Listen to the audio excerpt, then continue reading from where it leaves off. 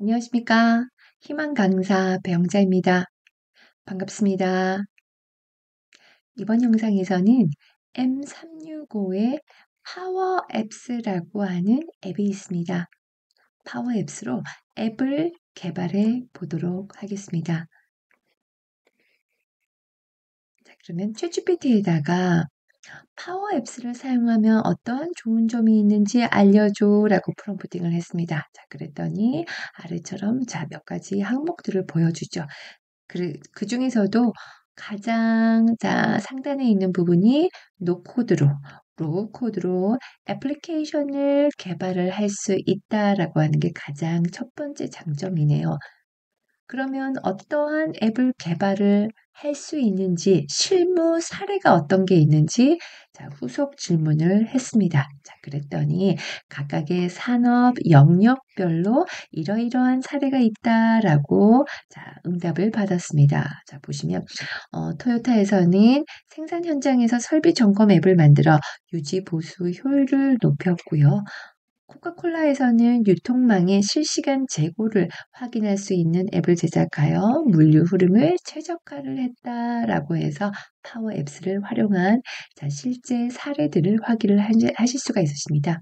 여러분들도 생성형 AI에다가 이러한 질문을 하셔서 살펴보시고 나의 업무 속에서는 이런 것들을 어떻게 적용을 해야 되는지 현장 사례를 잘 생각을 하셔서 과제 발굴을 한번 해보셔갖고요. 오늘 학습한 내용을 가지고 파워 앱스로 개발을 해보셨으면 좋겠습니다. 파워 앱스로 앱을 개발을 할 때 큰 여러 가지 프로세스가 있겠죠. 그 중에서 현업에서 살펴보면 파워 앱스로 앱을 개발을 할 때 가장 에러가 많이 발생하는 부분이 그 앱에다가 원천 데이터를 커넥팅하는 부분에서 가장 에러가 많이 발생을 합니다. 파워 앱스에서 데이터를 커넥팅하는 방법은 여러 가지를 제공을 하고 있습니다.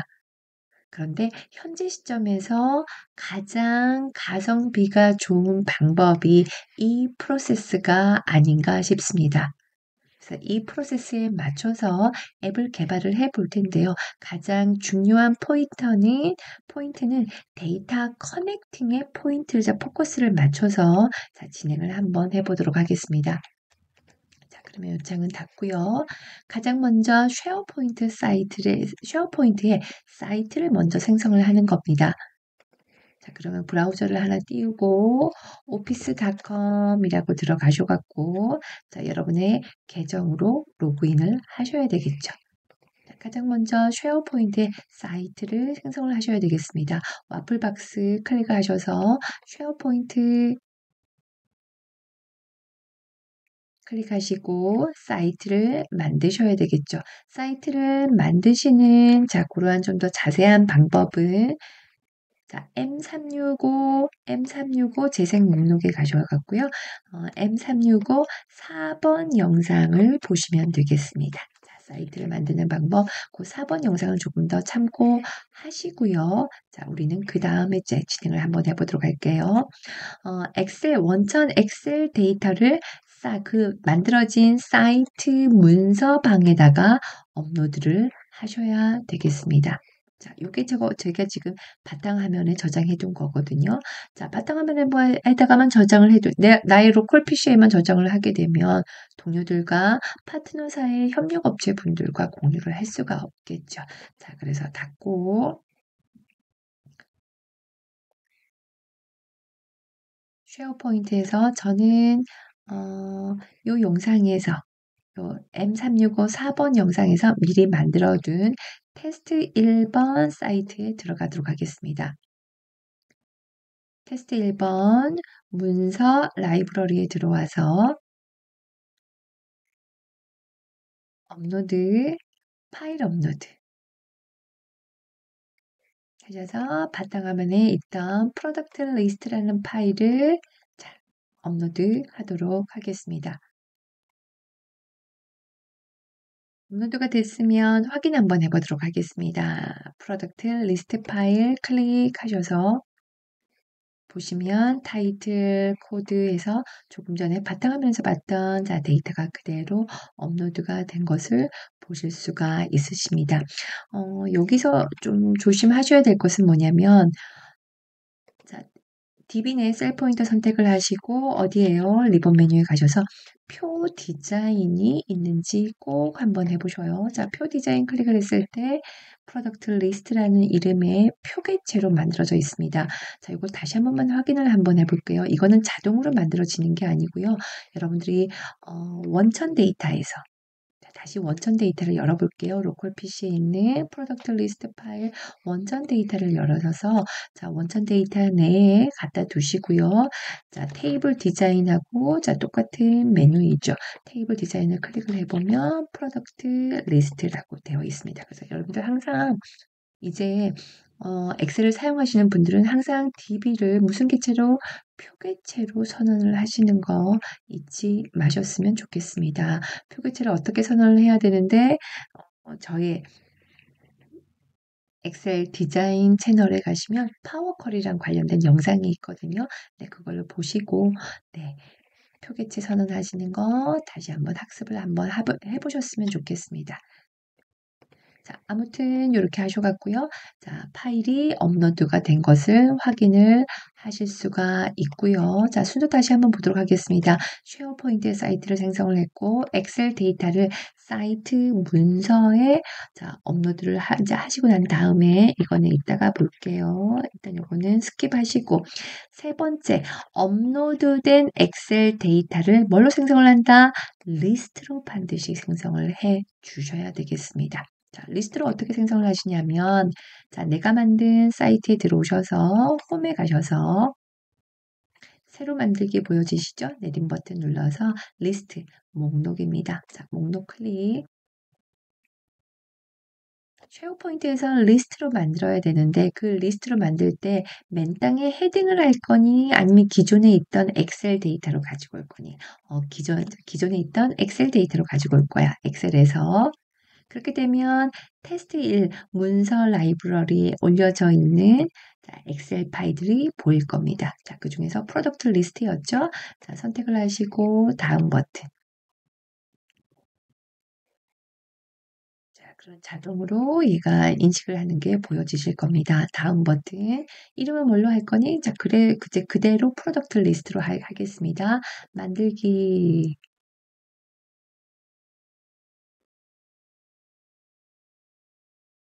를 하게 되시면 먼저 좌측 패널을 한번 보도록 할게요. 테스트 1 사이트에 지금 보시면 프로덕트 리스트라고 하는 리스트 목록이 만들어졌고 그 목록 안에 자, 이러한 데이터가 있다라는 것이 자, 확인이 되셨습니다. 자, 그렇게 해서 업로드된 엑셀 데이터를 가지고 리스트를 생성을 했으면 이제 어떻게 해요? 파워 앱스에서 데이터를 커넥팅할 준비가 되어 있습니다. 자, 그럼 이제는 어떻게 하셔야 되냐면 파워 앱스에 들어가서 데이터를 가지고 오면 되겠습니다. 그러면 홈에 가셔갖고요. 자, 와플 박스 누르셔서 파워 앱스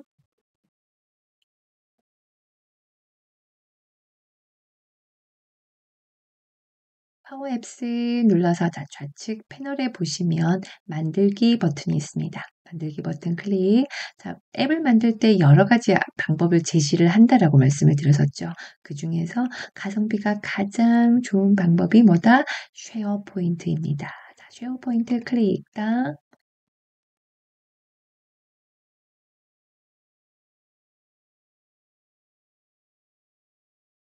쉐어포인트를 클릭을 했을 때 그 원천 데이터를 원드라이브에서 가지고 올 거니 아니면 데이터버스에서 가지고 올 거냐 해서 지금 묻고 있습니다. 자, 묻고 있는데 가장 가성비가 좋은 게 뭐라고요? 쉐어포인트입니다.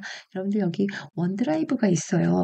원드라이브가 가장 쉽게 갖고 올 수 있는 방법이긴 한데요. 얘는 조금 문제가 있습니다. 왜요? 우리의 최종적인 목적은 이 앱을 개발을 해서 자, 동료들과 또는 파트너 사이의 협력업체 분들과 이 데이터를 실시간으로 업데이트하고 확인을 하셔야 됩니다. 원드라이브는 개인용 컨테이너예요. 자, 그래서 팀별로 가지고 가셔서 공유가 원활하게 에러 없이 가지고 가시려면 쉐어포인트가 훨씬 적합합니다. 자, 쉐어포인트 클릭 딱 하시게 되면 여기 보시면 자동으로 나의 계정에 만들어둔 자, 쉐어포인트 사이트가 보여집니다. 그 중에서 우리는 테스트 1에 만들어놨죠. 테스트 1 클릭을 하게 되면 여기서 보여지는 게 뭡니까? 목록만 보여집니다. 그래서 반드시 좀 전에 제가 말씀을 드렸던 것처럼 엑셀 데이터를 뭘로 생성하셔야 되겠습니까? 리스트, 목록으로 생성을 해야지만 파워 앱스에서 쉐어포인트를 눌렀을 때 여기서 가지고 올 수가 있게 되는 겁니다. 자, 그러면 프로덕트 리스트 선택하고 우측 하단에 연결. 그렇게 되면 연결을 하면서 파워 앱스가 자동으로 아주 훌륭하게 앱을 만들어 줍니다. 지금 보여지시죠? 이러한 것들이 나중에 파트너 사이에 자, 동료들과 협력업체 분들과 태블릿으로 모바일로 자, 활용을 할 수가 있게 되는 부분인데요. 이 앱을 조금 더 수정하고 하는 부분들은 추후에 다른 영상에서 볼 거고요. 우리는 여기서 가장 중요한 게 뭐다? 파워 앱스로 앱을 개발할 때 데이터 커넥팅하는 부분에 포커스를 맞춰서 진행을 한다고 말씀을 드렸었습니다.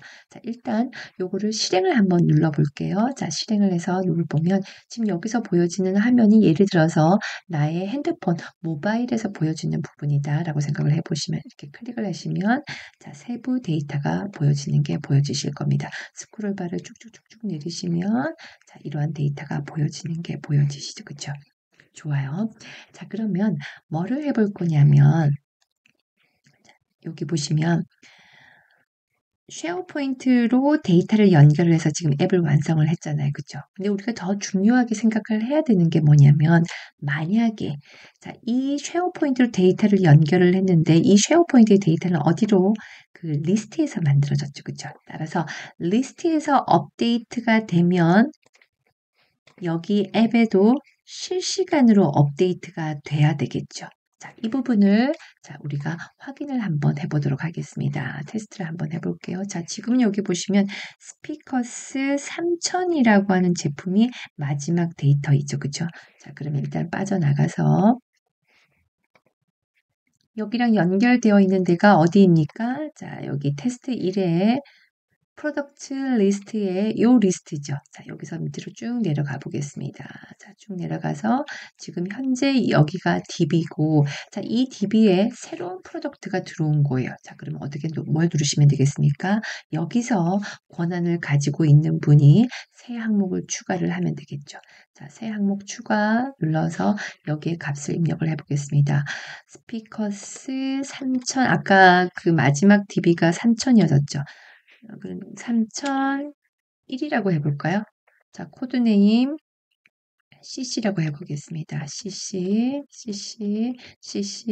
숫자는 11이라고 할까요? 자, 이렇게 해서 저장 버튼.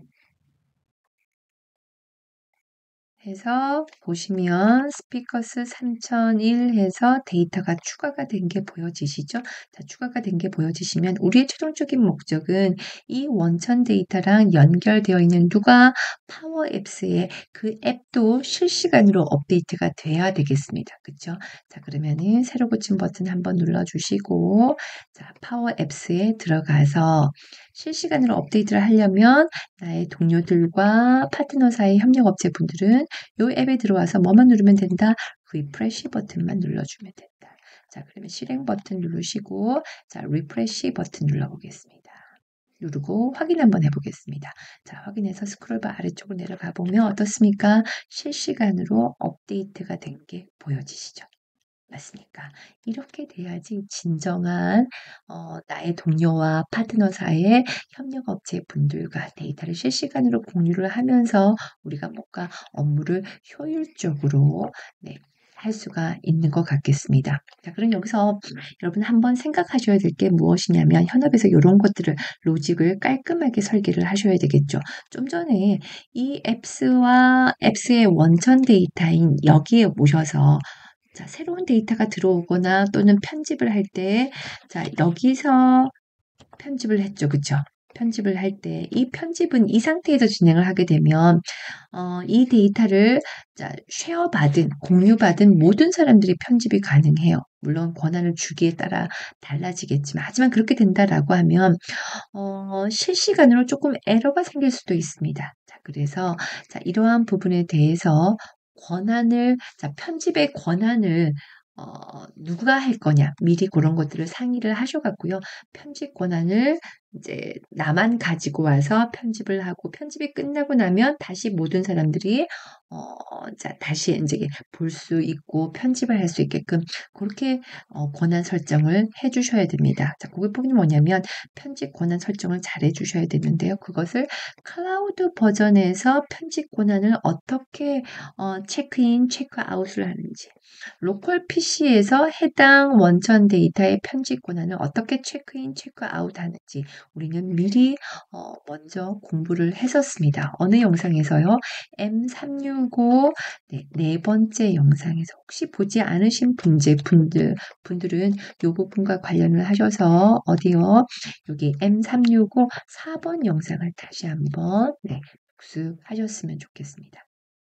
그러면 한 가지 더요. 이제 마지막입니다. 마지막은 뭐냐면 원천 데이터의 리스트에 새로운 데이터가 업데이트가 됐을 때 앱스에서 리프레시 버튼만 클릭을 하면 실시간으로 업데이트가 됐었어요. 근데 여러분 조금 더 올라가 보셔요. 이 리스트의 원천 데이터는 뭐였죠? 엑셀 데이터죠. 그럼 생각 한번 해보셔요. 우리가 현업에서 가장 다루기 좋은 데이터가 리스트가 아니고 엑셀 데이터죠. 그죠? 그러면 요 리스트의 가장 상위의 원천 데이터인 누가 엑셀 데이터를 우리가 핸들링해서 업데이트를 시키는 게 가장 쉽잖아요. 그죠? 자, 그러면 엑셀 데이터를 원천 데이터인 엑셀 데이터가 업데이트가 되면 물고 들어가는 누가 요 앱스에서 리프레시 버튼을 클릭을 하면 업데이트가 될까요? 안 됩니다. 왜요? 파워 앱스 자체가 어떤 메커니즘으로 설계가 되어 있냐면 엑셀 데이터를 어디로 쉐어포인트의 리스트로 생성을 할 때 DB처럼 얘가 연결을 실시간으로 시키는 게 아니고요. 스크린샷처럼 사진을 딱 찍습니다. 그 상황에서 그 데이터만 싹 사진을 찍어서 리스트로 만들기 때문에 엑셀 데이터랑 리스트는요. 연결이 끊겨져요. 요 리스트랑 앱스는 어떻게 해요? 계속해서 실시간으로 연결이 되는데 엑셀 데이터랑 리스트는 연결이 끊겨져 버립니다. 그러면 우리는 어떻게 해야 될까요? 선생님, 저는 요 리스트에서 업데이트하는 게 조금 불편합니다. 가장 현업에서 핸들링하기 좋은 엑셀 데이터를 업데이트를 하게 되면 물고 들어가서 최종적으로 요 앱스가 업데이트가 됐으면 좋겠습니다. 그것은 방법이 있습니까? 현재로서는 방법이 있습니다. 있긴 있는데 복잡해요. 어떤 방법이냐면 뭔가 클릭을 했을 때 한 방에 끝나는 게 아니고요. 무엇을 설계를 하셔야 되냐면 파워 오토메이트 클라우드 버전으로 이 자동화 플로우를 설계를 하셔야 됩니다. 그래야지만 엑셀 데이터가 업데이트가 됐을 때 파워 오토메이트 업데이트가 됐을 때 앱스도 업데이트가 되도록 만들 수 있습니다. 요거는 조금 난이도가 있어서 추후 다른 영상에서 제가 개발한 것을 소개시켜 드리도록 하겠습니다. 자, 아무튼 이번 영상에서는 파워 앱스로 앱을 개발을 할 때 가장 가성비 좋고 에러가 없는 요 방법으로 데이터 커넥팅을 해보셔라 라고 말씀을 드렸고 여러분들도 실무 데이터로 연습을 해보시면 좋겠습니다. 수고하셨습니다.